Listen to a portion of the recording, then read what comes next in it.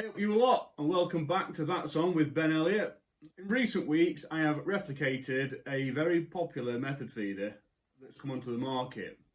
Soon we are going to be handed the Embed feeder from MAP Angling, which has a little tiny rubber stop embedded into the feeder that holds your hook length still. So in a bid to try and not get one early, but to try and use the same method with one of my own method feeders, I've butchered one and I've altered it to replicate the MAP Embed method feeder. So what I've got here, I've got a Preston Banjo, distance method, and your everyday Preston method feeder, all on the ICS system. And all it consists of is each method has a little tiny cutout. So there on that one, front of the distance, which ideally could do with going through side, and at the side on the Banjo as well. This is a Jora Banjo, and it's exactly the same here. A little tiny cutout just there, and it means that when I've got my hook bait on in my band or on my spike or on a lasso, however you decide to do it, it means I can load my feeder partially, put my rubber stop in the feeder, and then put my hook bait on top, and then reload the rest of my feeder. What happens then is, on the cast, there's no worry about your hook bait coming free from your feeder.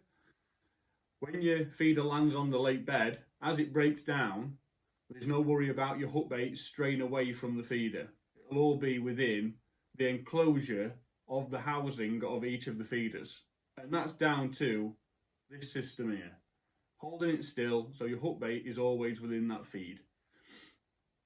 Should it come loose, your hook bait, and this is only a 4-inch hook length, your hook bait could be 4 inches away from your feed. And on a lot of underwater filming, we've seen that the actual housing, the feed plate of the method feeder, is the focus point of the fish. They weren't really focusing on loose offerings around the feeder. They were coming straight down and taking all the loose feed straight out of the feed plate on the feeder. And as the hook bait had strayed away from the feeder, it was less chance of hooking a fish.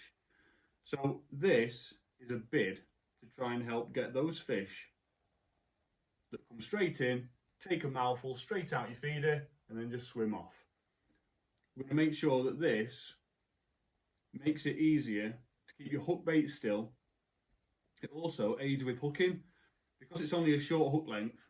As the fish come in and pick up your hook bait, as they move up away from the feed, the hook will stop there, where the rubber stop is in the feeder housing. As it stops there, it hooks the fish, then your fish can release the stop, and then it's got a second hook point there when it hits the rest of the way to the feeder. And then you're into your fish, and you've either got a fixed one or a running one. I've used a free running ICM system here, ICS, so that as soon as your fish is hooked, it can pull away, and it'll probably pull that with it majority of the time, but it can pull away. But should it get snagged up, that can just pull straight off your main line. Saves the fish towing around your feeder. So what I'm going to do today, I'm going to load up each of these methods, both with some buoyant baits that I've got from Tackle Shop, just to give you an example of different common hook baits that majority of people use. But my recent success has been on bottom baits, 6mm pellets. The idea is to keep it in that feeder. It has to stay in there. Same with the Banjo. This is nice and easy to keep it in there. When your hook bait is inside that feeder plate, the fish come in and they just hoover out all the pellets, not leaving one behind, and move off straight away. So that is definitely the focus point, and that is where we need to make sure our hook bait is all the time. And this system helps do that very job. I had to get out and try this, which on the other video you can see that. Fished a very difficult day fishing for carp on a specimen lake at a commercial. Now there's carp in there from £3 to, I've had them out as high as £30, £31. So I went on there knowing that it was a cold day, very tough for carp anglers. Two guys either side of me had only had one fish each, and they'd been there, they were on their second day. and within 4 hours I had 7 carp. Not massive, I think biggest probably about 11 pound. But the idea was to make sure I wasn't being pestered by F1s. So what I'm going to do today is I'm going to put it to test. I'm going to show you guys just how they break down on the bottom of a lake, but in a tank. You've got to ignore, I'm not casting out 30 metres into a lake and punching it into 5 foot of water. This is exactly why I've come up with it. To save any loose feed coming off the top on the cast, which dislodges your hook bait, which ideally ruins the presentation before it even gets to the bottom of the lake. So anyone that's thinking, oh, it's not right, it's not the same because he's not fishing on a lake, it'll be different on cast, punching it at 80 yards. Yes, that's exactly why I've come up with this system. Because regardless of what happens on the cast, my hook bait is going to be in that focus area every single time. So let's get to it, and I'm going to show you exactly how it breaks down with some standard fishery micro pellets and a couple of bottom baits and a couple of wafters as well. I might even chuck a pop-up on. Alright, so I'm going to show you how to load it up. 4-inch hook length, nice and simple. You've got your Preston stop on there. That is what sits in that groove there. Makes it versatile because you can slide it up and down your hook length, choosing just how much hook length you want active inside your feeder. So I normally go for about 1 inch, which is about there. You don't want it too short, you don't want it too long, but again, making it versatile, meaning you can move that up and down the hook length, it gives you the option of what works best for you and what's working best for hooking fish. So that's your method feeder, hook length attached to your quick stop. Now, I've gone with a band on here. You can use a spike or a lasso or whatever you prefer, but I've just picked one up with a band on it because it's nice and easy to show you. All I'm going to do is band that on there, nice and easy, and then you want to be loading up your method. So you get your pellets, fishery pellets, whatever brand, it's entirely up to you. I've gone with fishery pellets because again, can't always use my own pellets when I get to a fishery. So I've gone with fishery pellets just to make it that bit more easier for you to understand just how versatile it is. Put a small base of pellets in your feeder, because when your feeder reacts on the bottom of the lake, that ideally is what you're going to be left with, just that base layer of pellets that you put in. Then you push your stop into the feeder. Nice and easy, light thumb pressure, just push it in, and then you can lay your hook bait anywhere you like in there. And the idea is to give it not a good push down, but just push it down so it's secure, because when the water reacts with the feeder, you'll see that the pellets actually push up out the feeder. So you want it in a position where it's actually not going to get disturbed even just by chucking it out as you normally would. What's happening is on the underwater films, as the pellets protrude out of the feeder, your hook bait comes with it and it falls off either side, completely ruining the practicality of why the feeder's designed and why we have a short hook length. You'll still catch fish, it's just the focus point is this plate of food right here. Fish will come and hoover this bit of feed out here, whether it be pellets or ground bait. They'll hoover it out all in one go and they'll swiftly move off, ignoring most of the loose feed around your feeder. So the focus point is inside that plate there. No matter what, it has to be in there. So making sure your hook's either flat or it's out the way of having its point covered by a micro or ground bait. And then all you want to do is, I'm doing it softly because I'm not on a lakeside, I'm not going to be casting it out. I'm just loading a feeder up nice and carefully, just to give you an idea. So that's your feeder loaded up with micros. Again, no bind has been added, nothing like that. Don't need to make it look perfect, it's just to show you. There you go. So to me, that's fully loaded now. You can double skin it, triple skin it, you can use a mould and just keep adding that more and more on. But from what I've learned from underwater filming is that it's more likely to come off on cast. So although this system's keeping my hook bait nice and still in that feed plate, if I'm going to have anything come off, I don't want it to be another feeder full of pellets that's going to land a foot away from here.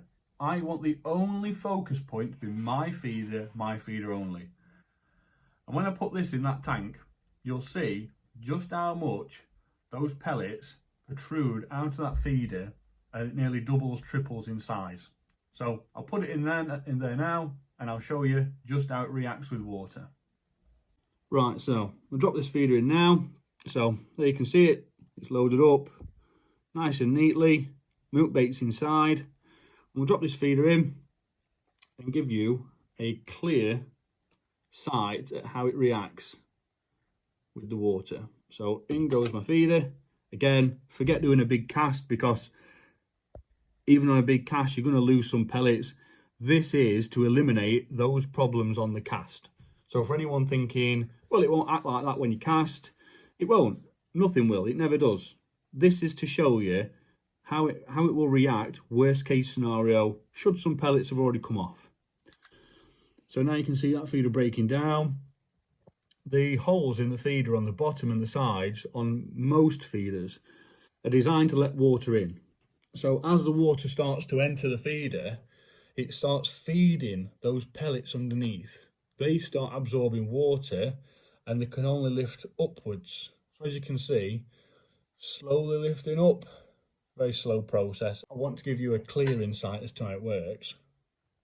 I'm going to create a movement next to the feeder now, just enough so a passing fish, for example, it could be the cause of the movement. So if I'm a passing fish now coming in, just give it a bit of disturbance now. See how loose those pellets are on top? That's not uncommon for that to happen. It's very normal for a fish to come past and do that. Now what you've got is a few pellets either side, which, again, from the videos, they get left. Fish might come and feed on them after, but they're not the focus point. The focus point is right where that hook bait is now. So if I go in with this look and just go into the feeder, see how fragile they are? It's absolutely perfect for a fish to come in and just in one go hoover up all those micros off that feed plate. It means my hook bait's there, it isn't going anywhere.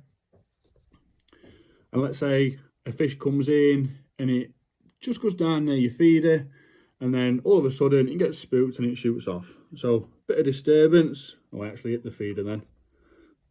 Bit of disturbance, move your feeder maybe like that. It kicks up a bit of a fuss. You've still got your hook bait right in the focus point of that feeder. It's not going anywhere. As you can see, a buoyant hook bait keeps your hook away from the housing of the feeder. But at the same time, a bottom bait will be anchored down like that inside all these loose pellets in your feeder. So that's another thing to take into account. And this little stop here is doing that very job. So your hook length is there, look. Had that have not been there and that fish came in, your hook bait, considering you've got 4 inch, your hook bait could be as far as even here. And that's not what you want. You need it in this focus area there. That's the difference between having that small knock on your tip 5 minutes into a 20-minute cast at Boddington and thinking, oh, I had a small liner. That could have been a fish coming in, feeding out of your feeder, but your hook bait's nowhere near it. That's exactly how it works. So this is what I'm trying to eliminate. Right, I'm going to try another one now and show you how they work. Right, so you've seen the Banjo. So I want to take that off, slide my Banjo feeder off, put him out of the way. And again, this is how versatile it is. MAP using their system, it's exactly the same, a very similar style to the Preston feeder. You're not going to mess about having 5 rods set up with a different feeder on each. It's nice and simple. This time I'm going to go with the Jura Banjo, which again, fishing little snake lakes or commercials, up to features, tight up to banks, it's perfect. With how slim it is and low profile, it's a a favourite of mine anyway, definitely. So exactly the same principle, same hook bait. Like this time, I'm going to take that off. I'm going to chuck a, I've also got some little red pellets, look. What am I going to use? What am I going to use? If I'm fishing that, I'm probably going to be using a small pellet. Pop-ups, by the way, they look amazing. They might not be ideal, but they do look amazing. But for when you're fishing a deep old venue, I think a pop-up's probably the way forward. So I'll save that for the distance. But again, they work on each one. I've actually used the pop-ups in my other videos so you can see them and how they react. But this time I use a bottom bait. If I'm fishing a small plate like that, ideally I do want my feed in there. The good thing about these feeders, the Jura Banjo, is on the sides, they've not got any vents for the water to get in. They're only on the bottom and they're small.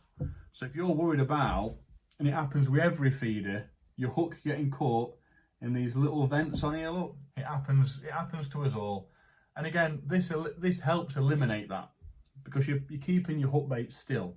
But the Jura Banjo doesn't have any whatsoever.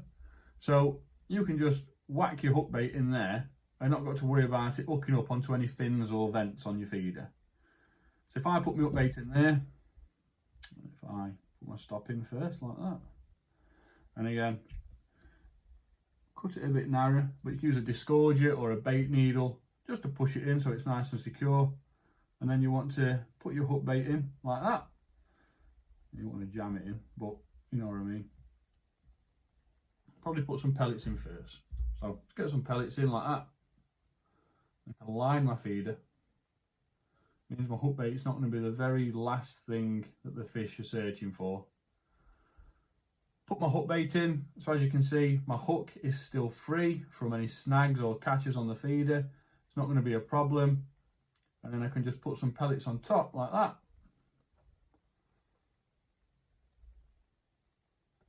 You don't want to push them on hard. Just enough so that they're on your feeder and they'll do the job.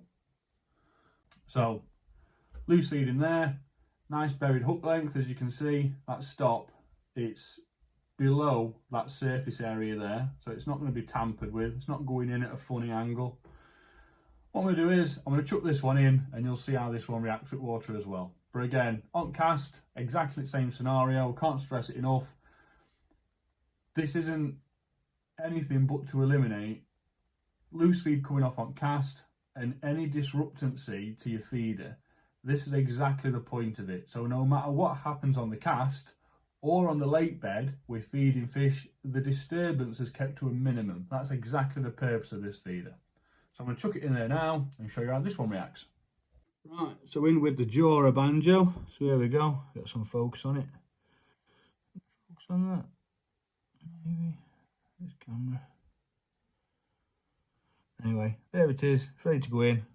Using my phone to film it, so it's a bit annoying. That's your banjo in. I'm just focusing on that.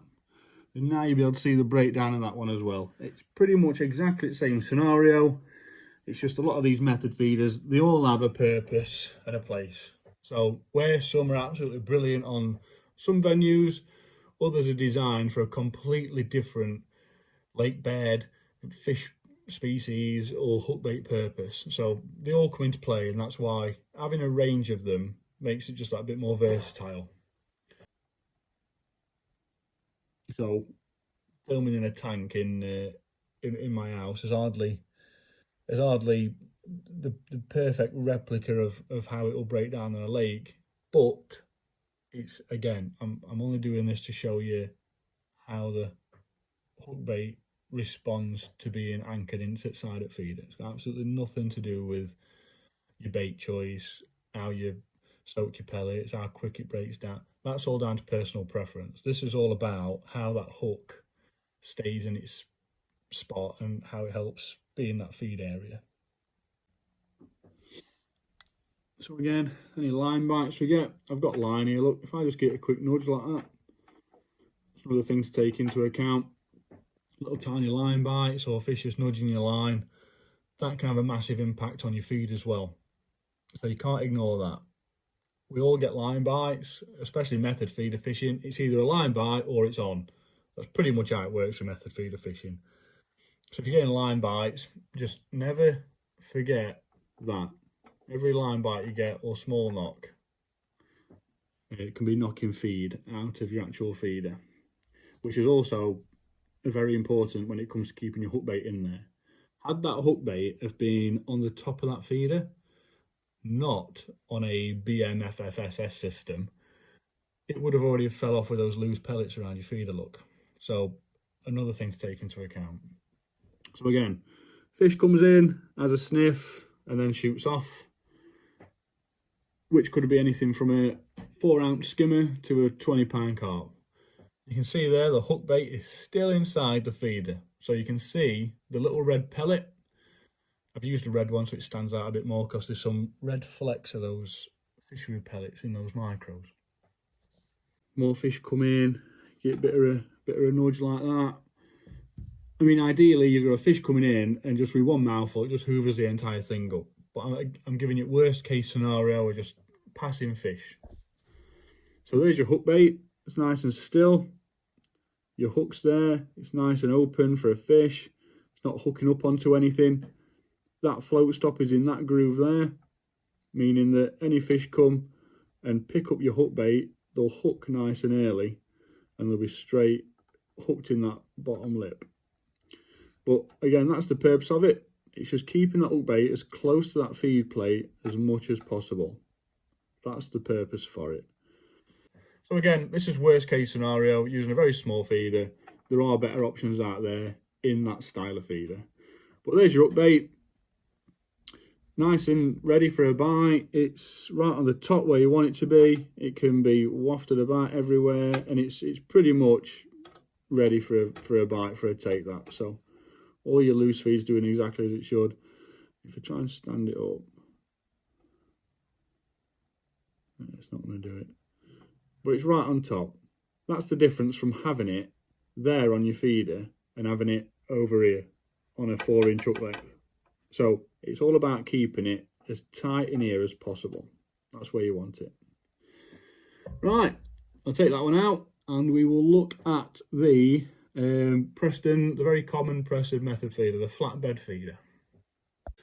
Right, so that's the Jura Banjo with a hard pellet on it as a bottom bait. Again, the bigger size will be better. I've not got any with me at the minute, but yeah, bigger size will be better, but it works for either. Just a little 3mm groove out at side of feeder. So I'm going to slide that one off, and then I'm going to go with your everyday, very famous Preston Innovations flatbed method feeder. So again, a couple of seconds and it's on, no problem. I know MAP and a few others have got a similar system where you can just slide a different style of feeder straight on. Makes it a bit more versatile, saves spending loads more money on an extra rod and reel, etc. So what I'm going to do now is, with this one, shall I fish a bottom bait again? Bottom bait. Yeah, I'm going to fish with a bottom bait. Let's show you how it reacts. So, bottom bait back on again. And this time, the little groove, which has been taken out for the stop to sit in on all the feeders, is actually on this first rib at the bottom of the feeder. And I know I said that I didn't want it looping over, but ideally I couldn't see another area where it'd work any better. I didn't want it going back on itself for tangles.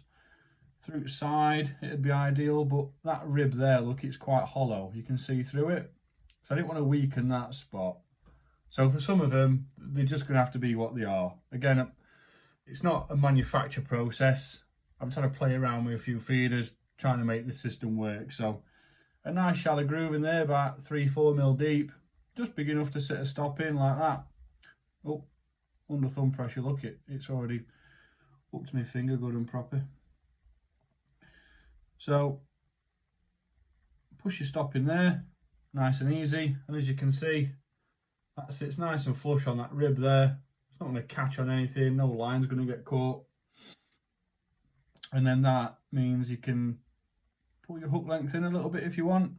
You only need enough moving hook length for a fish to come in and take the bait. So, I mean, even that's probably ½ inch. Still plenty of movement there to hook a fish. The main focus of that, the hooking, is actually the hook itself, not necessarily the hook bait. You've got to remember the hook bait will go in the fish's mouth, but the hook has to as well for it to work. So by doing that, your hook bait is in the centre of this feed plate here on your feeder, which is the focus point. These ribs are designed to help keep your bait on when it's being pressed into a mould. But I'll show you that now. Now, I've been filling this up just with my hands, using my hand as a mould because it's convenient and it's simple. But I'm going to use the mould on this one just to show you how tidy it looks. So what I'm going to do is a couple of micros. I'm going to put a little tiny bed on there, just under hand pressure. I'm not going to push them on too hard. And then my hook bait, I want to sit it nice and neatly in there. I don't know if you can see that, but the hook point is facing upwards. The hook bait is there. And it's all enclosed in this little tiny arena here, nice and tidy. If I just put enough pressure on that, it means that when I go to use my mould, it's not going to fall out into my mould. Either way, you can still drop it in your mould and do it that way if you want to. The important thing is that stop is nice and sturdy in there.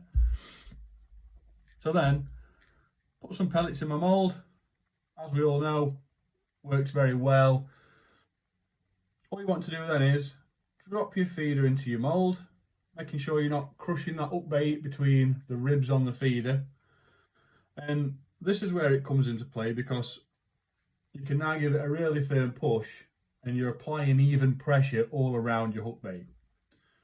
So if I take that out, you've now got a completely enclosed hook bait that's stood up in the right position for a fish to feed on, and even if some of this layer comes off on the cast, your hook bait is still within more loose feed ready for a bite.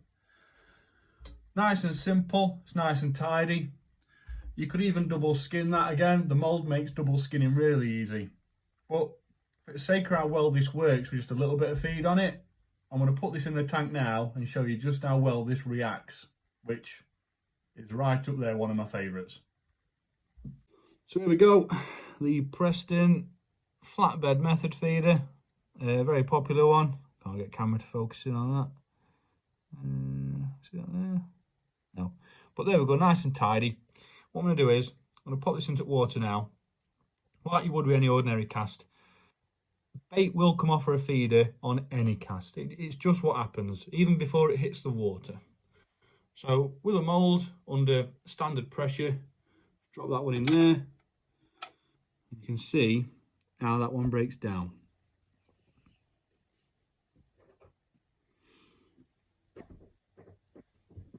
So I'm using fresh water every time as well, purely because I don't want a pile of pellets in there every time. It'll clout water up, so it gives you a nice clear view of what's going off. So straight away, look, as we all know, that feed's breaking down nice and evenly. Water's getting in from underneath, and it's also attacking the sides. Because they're completely exposed this time, unlike the Banjo feeders, you've not got any protective walls around it to keep the feed in one area, which helps with the breakdown. You might find that this has a really neat pile at the end, but you've not got that feed plate. And from underwater filming, what we've seen, that feed plate plays a massive role in keeping all your feed and your hook bait in one area.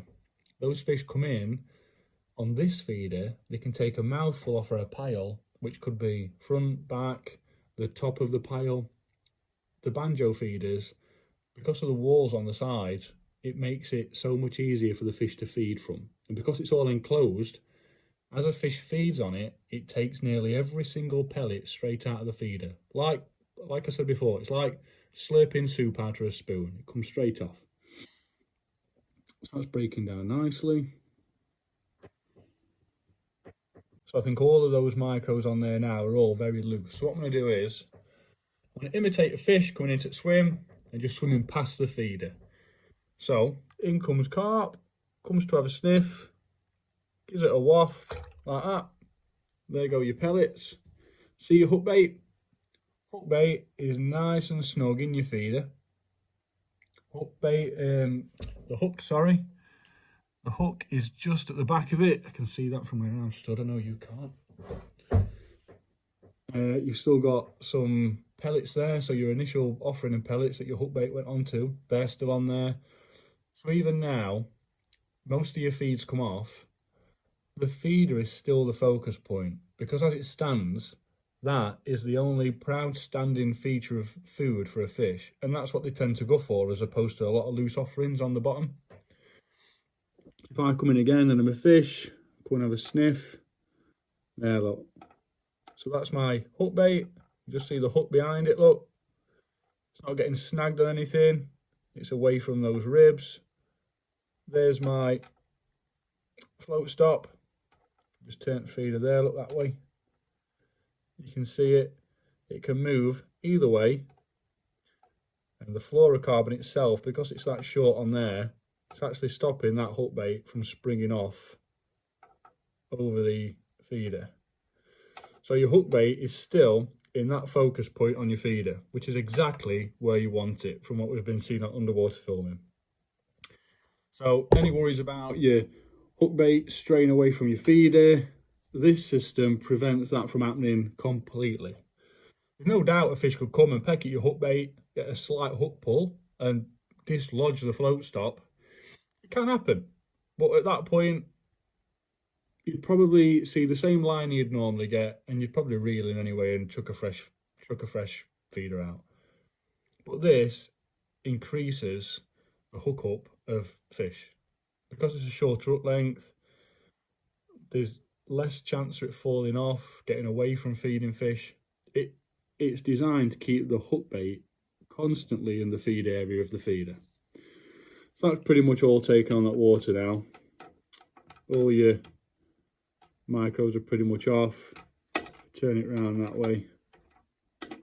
You've got just a couple left in ribs there and your hook bait.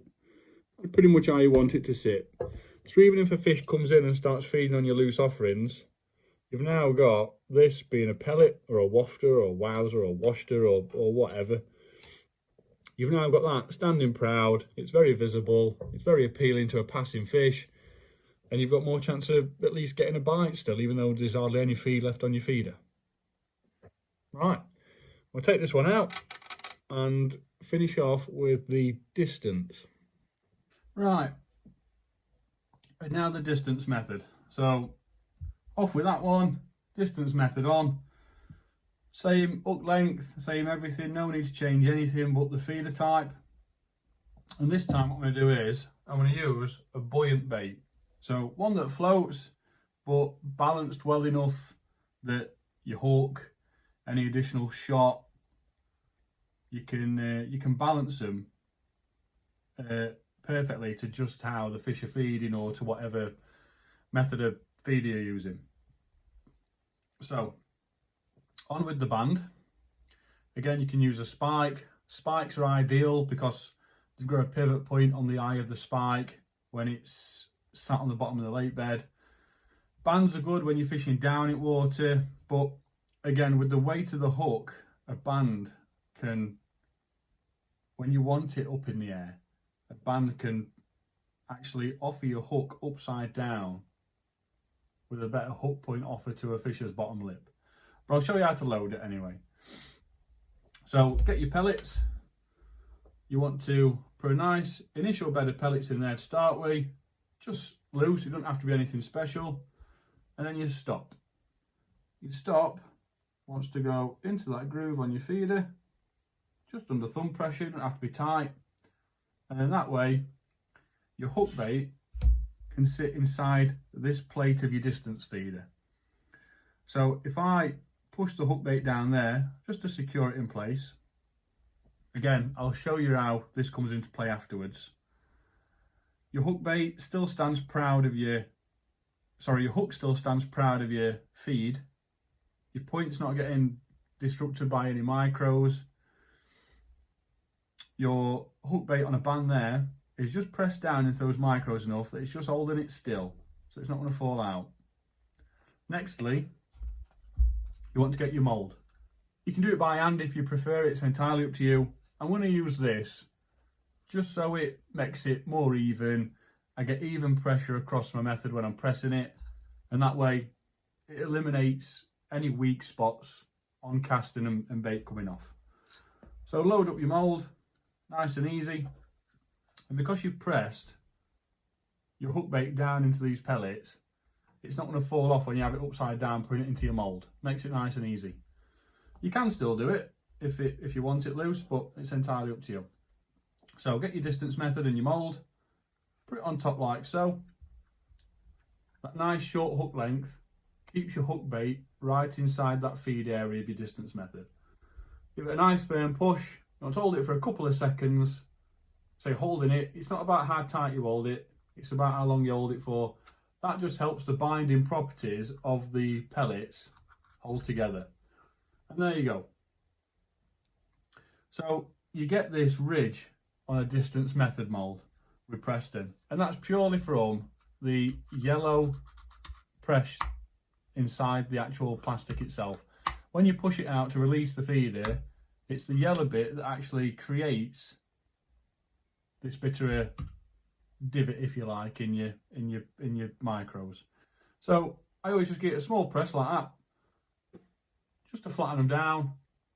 And again, that helps eliminate any of those bits coming off on cast. You're going to lose pellets and ground bait and maggots. You're going to lose anything on cast anyway. But not a firm press, but just enough to keep them all intact. Again, you can afford to lose a few. And there you go. So what I want to do now is I want to chuck that in tank and show you how this one breaks down. But having a buoyant bait on this one, I think, is a lot more attractive with how the feed on a distance method flowers open. I'll show you now anyway. Right, so distance method feeder, all loaded up. Again, it's not zooming in, but nice and tidy.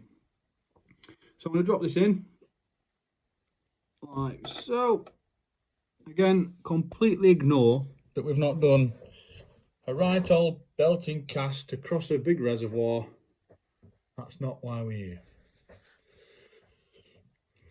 So your pellets are breaking down. As you can see, I used the mould, flatten it down with my hand. Those pellets have a nice quick reaction as well. So I've put on a buoyant bait on a band, and I've anchored the float stop into the frame of the feeder. And you'll see now, there you go. So as the pellets start to break down, the buoyancy of the hook bait is pushing itself upwards. So as the pellets break down and loosen, the buoyant hook bait, it pushes through them when they're loose and sits itself upright. So now have you not only got a nice loose pile of loose offerings for a fish, whether it be ground bait or micros, your hook bait is not only in the middle of it all, but it's now sat nice on the top of that pile, ready for a moving fish to come in and feed straight on it. That hook bait will be the focus point for a fish, but also it's got a nice easy meal with a nice pile of loose offering of micros. So if I just go in as a fish to disturb swim like that, look, move a couple of pellets out of the way, add that as being a hook bait on top of your pellets loosely, it would not be in that position anymore. It would be 4 inches away from your feeder. That small float stop system, which I've added here and anchored into the housing, the slightest resistance from just a fish picking it up, the weight of the feeder alone, or a small shake of the head, it will come straight out, nice and easy. But it also offers that hook bait to stay exactly where it is all the time in one space. So any moving fish, as we've seen from underwater videos, fish come in, they come right close to the feeder, and then suddenly they just shoot straight off and they just wipe all the feed from the feeder like it is now. The hook bait goes with it, it falls off that side. This allows that hook bait to stay in that same place, but more importantly, it's in this feed area right here of this feeder. So a nice feeding plate, a fish can come and take a full mouthful of bait off that feeder. Even if all this loose feed gets washed out of the way, you've still got a feeder holding your hook bait up in a right position with some offerings stuck in ribs here. There's still a chance a fish will come into that and feed on that feeder, and you've got a hook bait ready to shoot straight into its mouth. And from using it, hooking them in bottom lip, it's absolutely nailed them every time. So that's the distance method. It holds a lot more bait than rest, purely based on size, but it's got quite a deep mould with it as well, based on how high this bit of the feeder is. So it holds quite a lot of pellet. So fishing at distance, big reservoirs like Boddington, Drayton, etc. be absolutely ideal, because you're getting that little bit more bait out there if you're waiting a little bit longer for a bite. But like all the rest, it offers exactly the same advantages. It means that hook bait is kept in one place every time. It only means a slight bit of resistance for hook to be pulled out of that stop, and then you're straight into a fish as normal. And all you do after you've landed your fish, you load your feeder back up exactly the same again, and you cast out like you normally would. This is just to keep the hook bait in that feed area. Exactly the same as the MAP Embed feeder, which is absolute genius. I've always thought about it, how to keep it still. I've said before in a few other videos, I've used bait bands, and I've wrapped them over the feeder to hold my hook length in my feeder. And then when I get a fish, it's the band is actually over my feeder at the top, or it's actually on my hook length between my feeder and my fish. So 9 times out of 10, I get my band back as well. But since MAP brought theirs out, I just knew straight away it were an absolute piece of genius. So I had to make one myself. Right, so before I finish up, I want to show you how to tie a 4-inch hook length. It'll be the same if you want a 6, 8, 2. I'm going to show you how to tie a hook length with a band. You can always exchange that for a bayonet. It's going to be the same principle, but most importantly, with your float stop on. Nice and simple. So things you'll need: band or bayonet, your hooks. I've gone with a size 10 MCMB, not because I use size 10s, but because it's nice and big and I can show you on camera. The important bit, Preston stops. Make sure you've got the medium size. Large ones are a bit too big and the small ones are far too small. Medium are absolutely perfect, and they fit in the slot that you create, a nice 3mm slot perfectly. A loop tire. I've got a lot of confidence in tying loops, however, this will give me the same size loop every time, and I always use a 10mm loop every single time. Nice sharp scissors, a tugger. You might need 2 of these, but one's enough, and choice of line. Everything's Preston branded, purely because that's my preference. If you've got more faith in different lines or different grades, a different hook, different stops, that's entirely up to you. This is just to give you an idea of how I tie mine, so then you can go on and tie yours. Anyone that's very experienced might not need this knowledge, but for anyone watching that's getting new to fishing, besides adding on a float stop, if you want to learn how to tie a hook length, this is how to do it.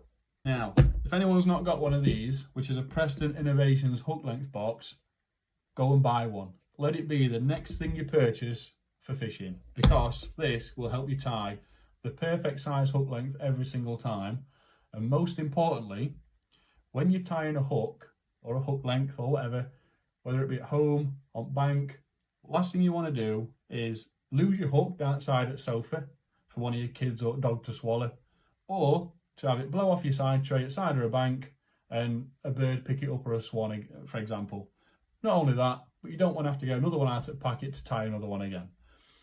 This hook length box, having so many features, that it's got an unintentional feature to it, and it's the hook magnet. Get your hook box, makes a perfect platform to work on, and at either side there's magnets to keep it shut. And the hook, if you look closely, it will actually hook onto that magnet there. So you've not got to worry about it blowing off. So that's my hook nice and still. Get my bait band, and then my choice of line.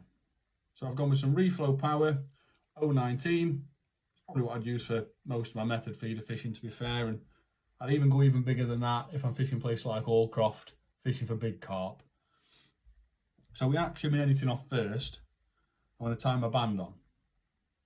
So get the end of my line, which is there, and my band. Let's go through my band just once and then come over like that and double back on myself, leaving enough room to tie a double overhand knot. So just a standard knot. So I'm going to go through once and then twice. If you do it once, again, out of preference, that's entirely up to you. But by doing it only once, I tend to have problems with the line still pulling slack on the band. So then you want to go into the loop, holding the band still against your tugger, and just pull down on that hook length like so. That way it doesn't strangle your band. You don't want to be tightening up against your band, because then you'll weaken your band and you'll find that after putting your third or fourth pellet on, your band will snap. By doing it like that, you don't strangle your band. It's free to move inside that small loop in your line. That small loop in your line also means I can put my tugger in it like so and pull it tight. So now I've got a tight knot, it's not going to move, and my band is free to move, meaning I've got a nice pivot point for a buoyant bait or a pellet, for example. And now all I want to do is trim off that tag end. So tag end out, always make sure it is your tag end. Anyone that bites the line by teeth, no problem whatsoever, but whilst ever you're biting it with your teeth, you can't always see what you're biting. So always make sure you get the right tag, trim it off, don't have to be too close, get that out of the way, and there you are. You've got your band on your line, nice and simple. And then you want to get enough line for a hook length. So it's only going to be a 4-inch hook length, but I need enough line to be able to show you. Now I'm going to tie my hook on. So take my hook off my box, you go through the eye once, which is the back of the eye, out the front, and then you pull down towards your band. When you get down towards your band, I prefer to have it so my band is just flush with the very highest point with the bend in my hook. Different size baits, different fish, it'll all vary how you want it. If you want a nice long hook length for putting 4 or 5 grains of corn on, that's completely different. So again, it's all down to preference. But for fishing things like buoyant baits and pellets, I like to have it just there. That way it's not too close to hook. Now tying your hook on. So you've gone through the back of the hook and out the front. You want to go round on the shank of the hook now. So 1, 2, 3, 4, 5, 6, 7, 8, 9, 10. Avoiding catching the line on the point of the hook. And then all you do, you go back through the eye, pull it down to take up as much slack as you can, and then you want to grab the eye of the hook, which holds this loop and this line tightly against the shank. And then you want to pull it down nice and gently onto your shank.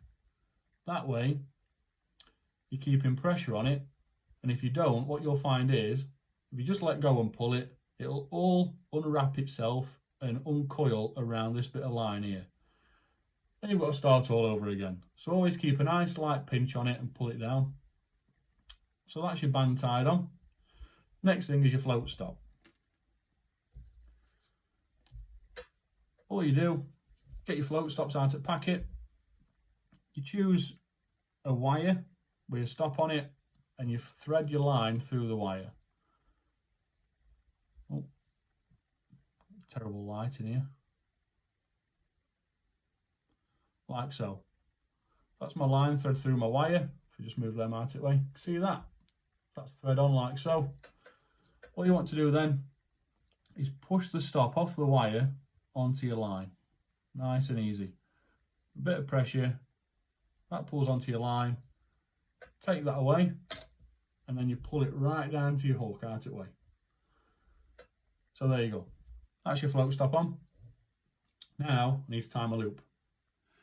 And if you want to know how to tie a perfect 4-inch hook length every single time, this bit of kit will do just that for you. So open it up, and then you want to select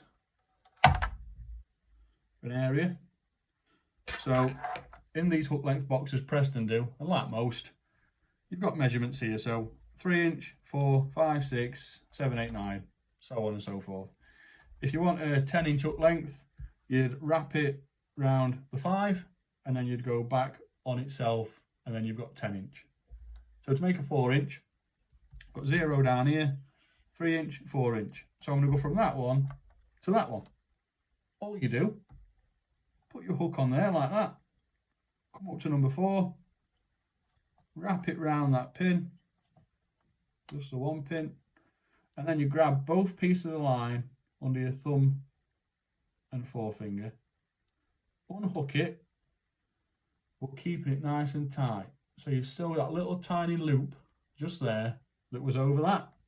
If you pull it back too far, you'll create a 4.5-inch hook length. You just want to grab it enough so you can just unhook it without making that any bigger. Then all you do is a double overhand knot on your hook length. So 1, 2, and you pull it down just enough so you've got 2 loops.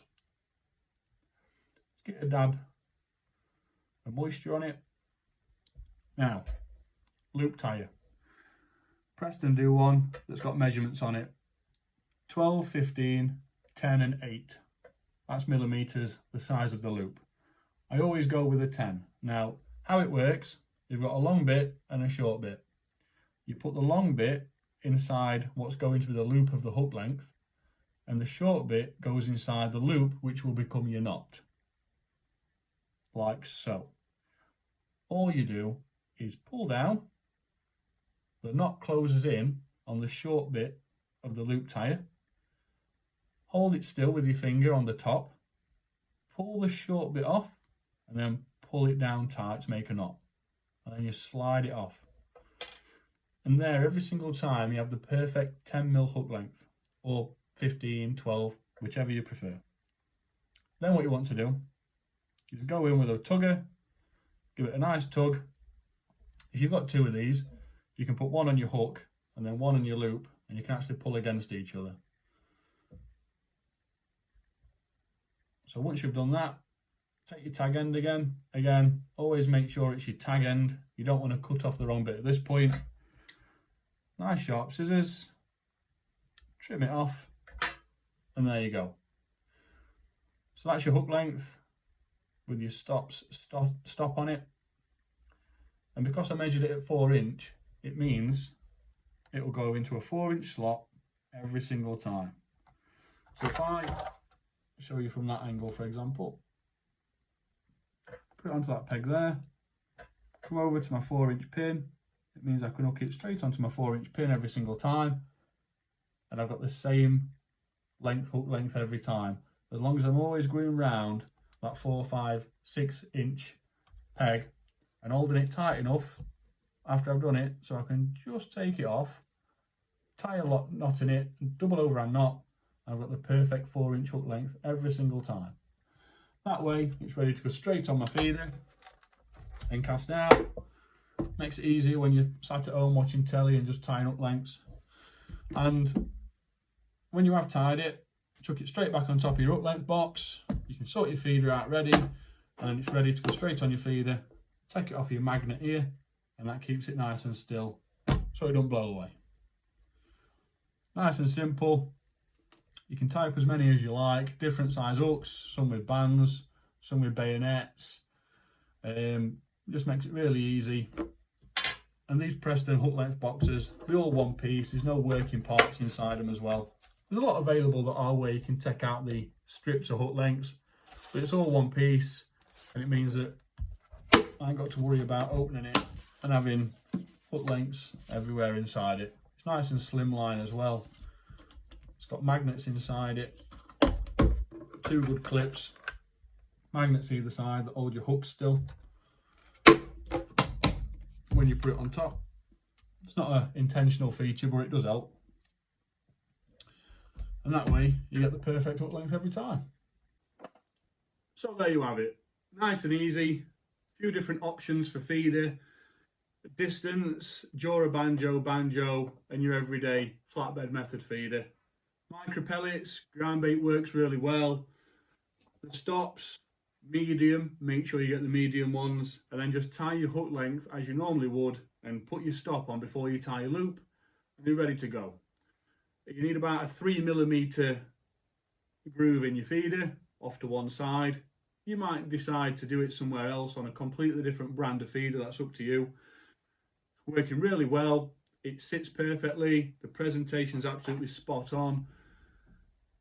Like the MAP Embed feeder, you see something and you just know straight away that's going to work incredibly well, and it is doing. So stay tuned for more videos. Remember to like and subscribe.